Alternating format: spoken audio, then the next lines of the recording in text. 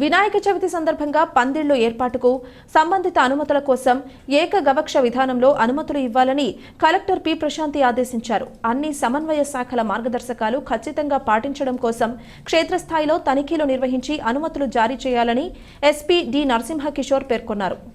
స్థానిక కలెక్టరేట్ సమావేశ మందిరంలో SP D Narasimha Kishore, JCS Chinnaramudu, DRO G నరసింహులతో కలిసి మీడియా కాన్ఫరెన్స్ నిర్వహించారు.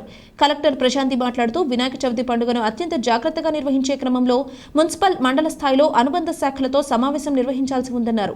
ఎట్టి పరిస్థితుల్లోనూ మార్గదర్శకాలు ఖచ్చితంగా పాటించడం, అనుమతుల కోసం వచ్చిన దరఖాస్తులను క్షేత్రస్థాయిలో వ్యక్తిగతంగా హాజరై నిబంధనలు ఖచ్చితంగా పాటించడం జరుగుతుందా లేదా పరిశీలన చేయాలన్నారు. ఎస్పీ మాట్లాడుతూ కొత్త ప్రభుత్వం ఏర్పాటు చేసిన తర్వాత నిర్వహిస్తున్న అతిపెద్ద వేడుక శబ్ద కాలుష్యం లేకుండా మైక్ సెట్ ఏర్పాటు చేసుకోవాలన్నారు.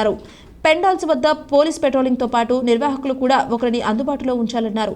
విగ్రహాలు నిమజ్జనం చేయడం కోసం ముందుగా సమయం ఇవ్వాల్సి ఉంటుందని పేర్కొన్నారు.